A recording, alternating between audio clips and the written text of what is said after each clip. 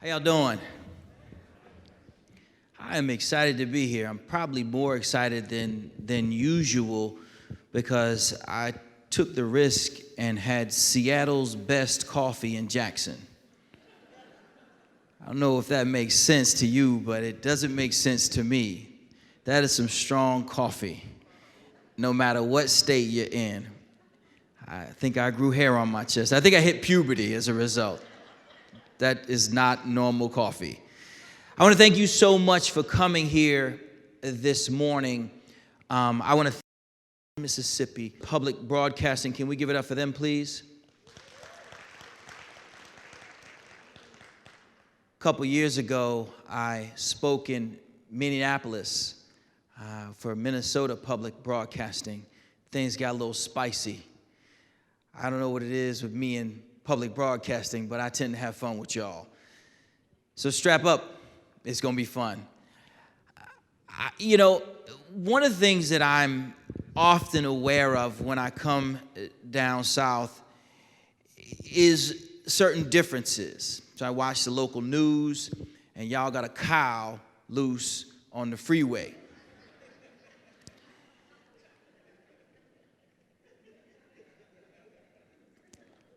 Seems like you should have a solution for that.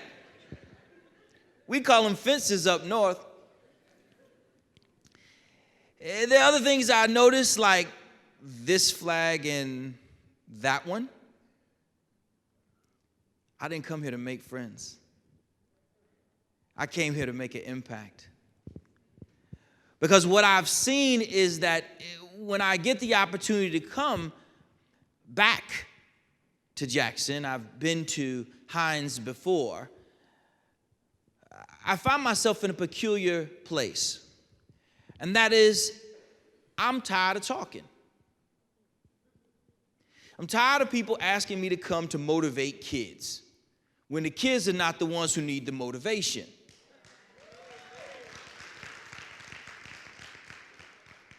I'm tired of PhDs and EDDs and MSW and MSs and every other alphabet city worth of people asking me to come in and talk to the kids because they need motivation. I'm tired of coming to have conversations with people from pastors to pews about what the kids need to do.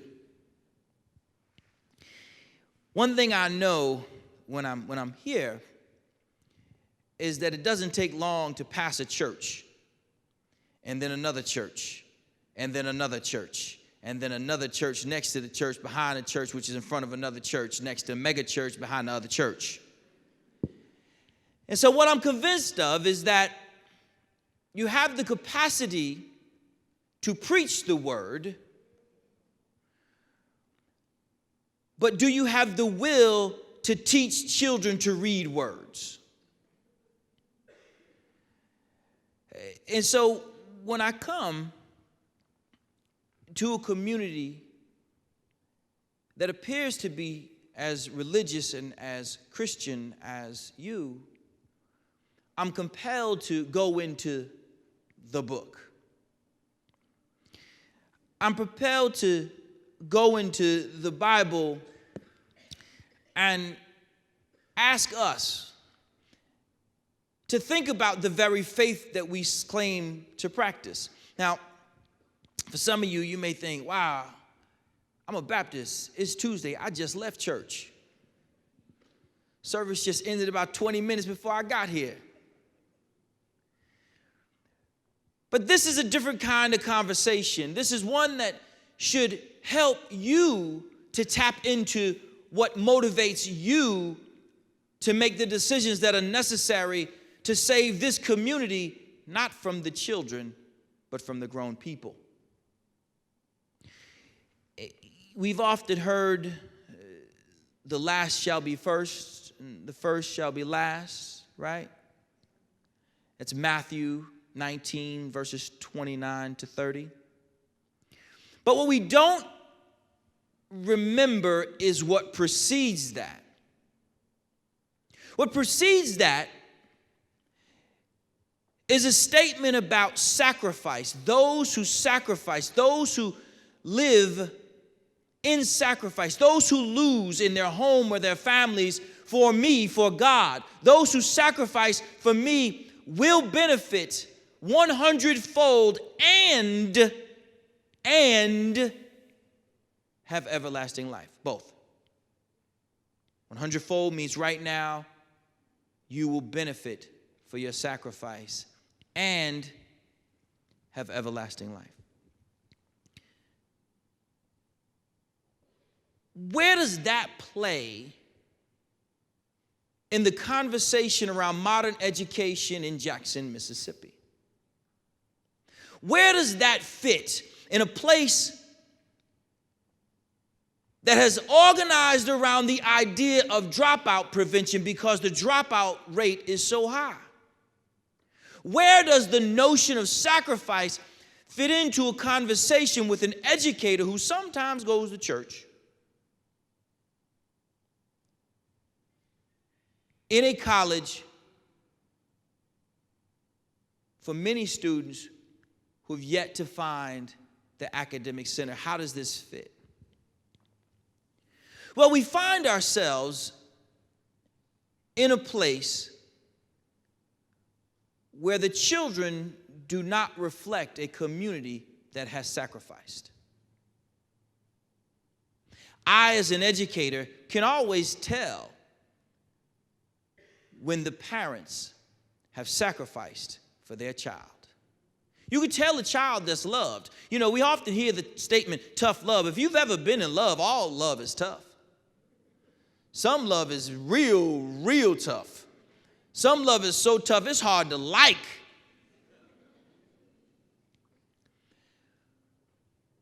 But I can tell a child who is loved. One word, Vaseline.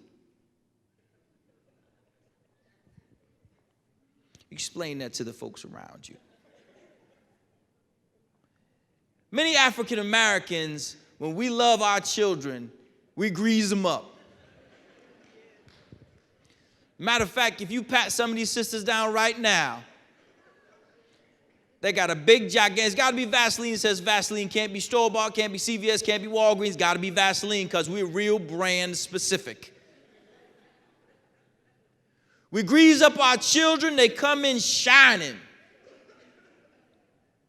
Not an ounce of ash from the front to the back.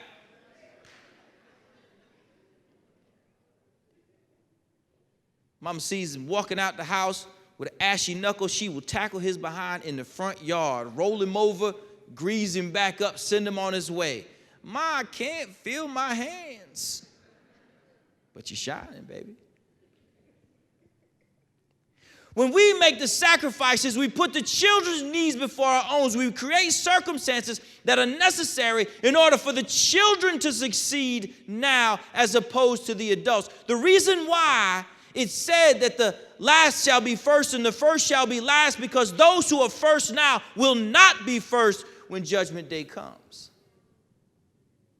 Those who have taken the time to make sure that they kept the politicians happy, or the individuals who work in the schools content, or the teachers associations in the best position to continue to control your schools so your children do not read, you will not be first.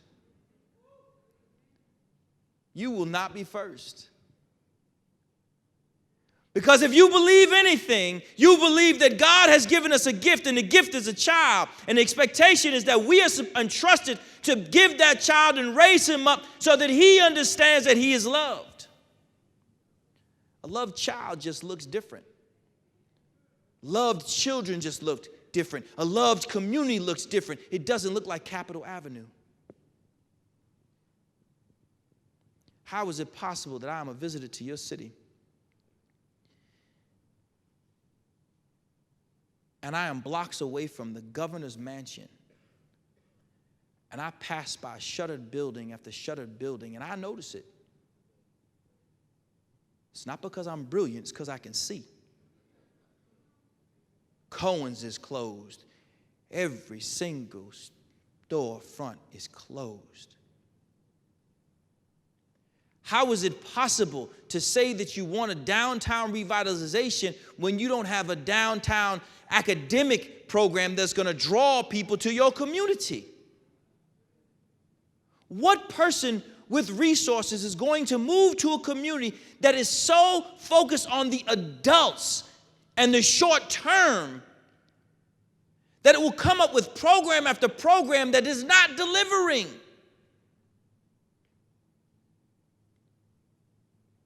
Moses' mother sacrificed.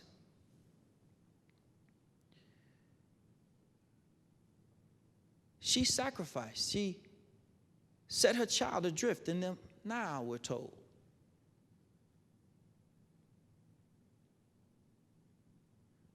Jesus' mother sacrificed, followed behind her son all the way to his final days. In fact, you can work your way throughout history and you will find that behind every single successful person, behind every single successful effort to impact children, you will find adults who sacrificed. They put aside the short-term gain of making the proper political decision for the long-term implications of putting children first.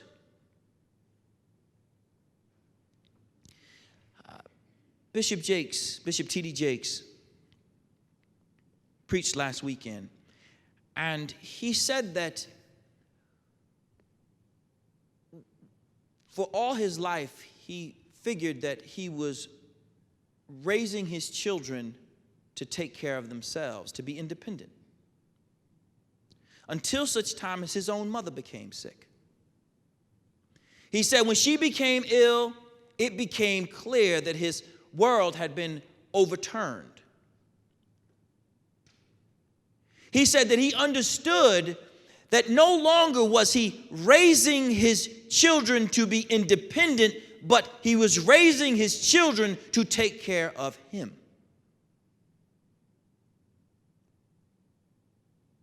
Jackson, can your children take care of you? How many among us look at the current public school system in its current configuration and believe with any surety that these are the children who will be able to read our medicine bottles and make sure that we, when our glaucoma has taken control of our eyes, will be safe in their hands? How many of us today who work in your school system and see the behaviors of the children, who see the reading levels or lack thereof of the children, believe that your current system will produce the children who can take care of the people in this room? How many of you believe that today?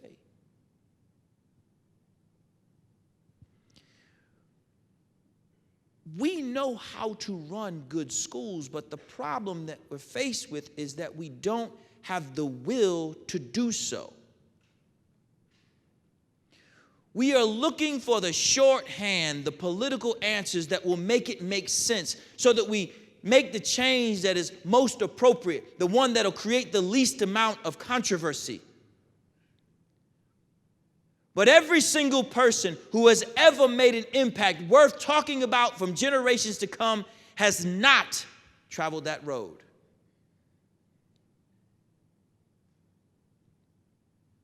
If the last shall be first and the first shall be last, we should all take a moment, a pause, if you will, and ask ourselves, are we first now? Because those of us who are first now sit comfortably atop organizations that are challenged to lead our children into tomorrow. We're the ones who on a daily basis have the power to shut failed schools, to release ineffective educators, to invite successful educators into our community, to fight back traditions of race and racism, to take the idea that somehow poverty is this immovable object, walls taller than Galilee, that you would dare look at your own children and think because their mother or father or both don't earn a lot of money, that child is damned to failure. You might be first today. You might be first today. And I don't care what church you go to.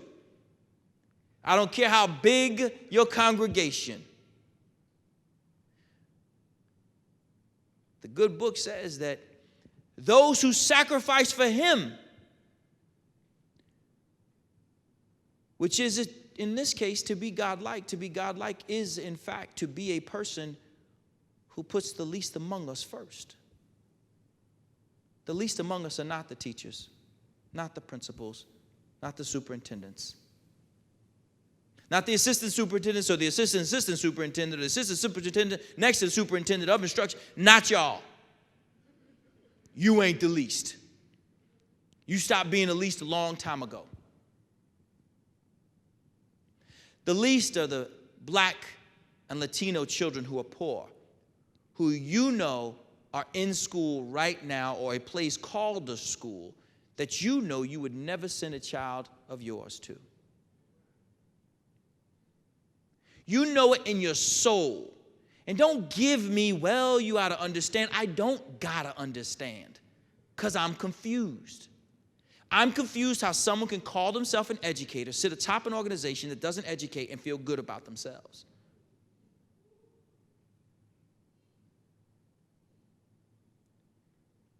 Don't tell me about poverty. If that's the case, if poverty is so immovable, so impenetrable, if the walls are so high, then why not just take all those children and send them to prison today? As they're born, one after another, don't even try. Don't even try. In fact, maybe you should remember some of y'all used to be poor. It's easy to forget after you get a couple degrees. They let you drive something nice, park it in the garage. It's real easy to forget that you too were poor. It's easy to forget that block of cheese and cereal that just says cereal on it. It's easy to forget that you too used to be least among us. But now you got a title so long, you got to turn the business card over to read the rest of it.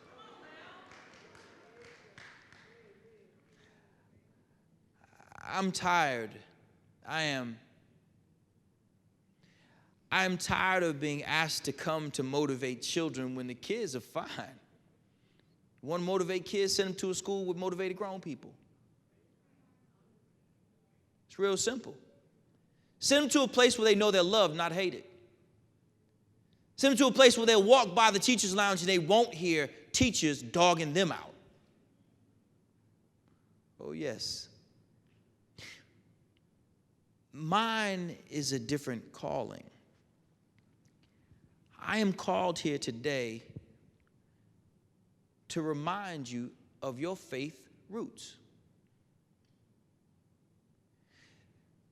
That we could have a specific conversation about what works in public education if you were willing to make the changes that are necessary to put it in place. The propaganda of programs that never truly make their way all the way down to the children may keep you first today. But every single one of us has to answer to somebody or something. Dr. King was credited with saying that schools should be so good that you cannot tell who the parents of the children are.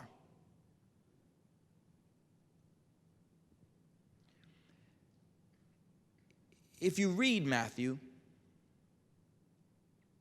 you will see it's a text about sacrifice. Let us understand what sacrifice is. Sacrifice is to give of something now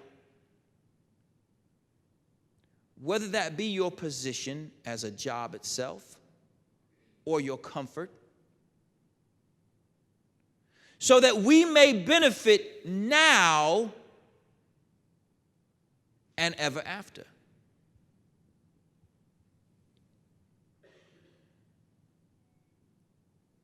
The school system has failed to educate the children within it to the level of investment that we have put in it. And why that's hard for some people to hear, I kind of understand, but I don't really. Because I understand that in polite company, we're not supposed to hold nice people accountable. We don't want to hold nice teachers accountable. We don't want to hold nice principals accountable. We don't. But we will fire a football coach faster than you could say Jim Brown.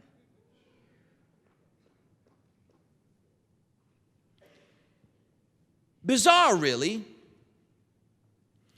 that a man whose job it is to coach children in a sport that kind of means something to some people, at the high school level has less job security than an individual who's charged with the daunting task of teaching children to read, 120 children a day to read.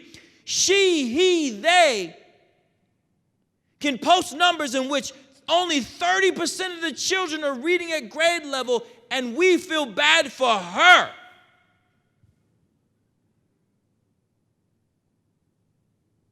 We do not look at the football coach and say, hey, these kids are just sorry. They can't play. They couldn't catch a cold.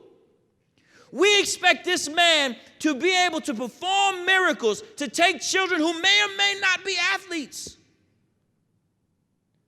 stick a helmet and shoulder pads on them in this god-awful heat that y'all got down here,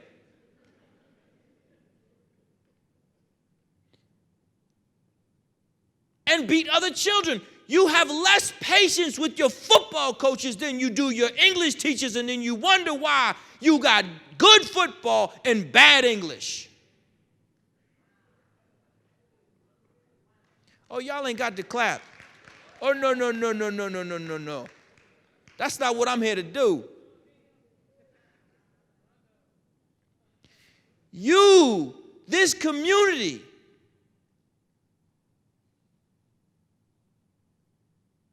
filled with churches, filled with believers, filled with saints, filled with the preached word.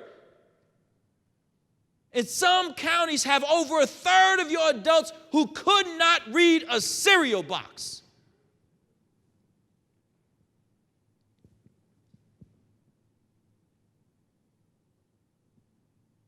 But you're sending them off to college to play football. Go you. It's about sacrifice. It's about making the fundamental changes in the way in which you deliver public education so that the children, God's gift to the earth, have access to the same quality education that you moved up out of communities like this to get for your kids. We know how to run successful schools. It's really pretty clear. We know there's no reason for there to be summer break anymore. We know that. We've known that for about 150 years now. I mean, if y'all want to study something, study if water is wet or fire is hot, but don't study whether or not you need to let kids be home all summer in communities where no one is home with them but them. We know that we need longer school days. We know that we need more accountability in the classroom. We know no matter what side of the silly political argument you're on Common Core ain't never hurt anybody. Setting national expectations so the child who's in the third grade in Jackson is learning at the same level as a child who's in third grade in New Haven, Connecticut. At what point is that a problem?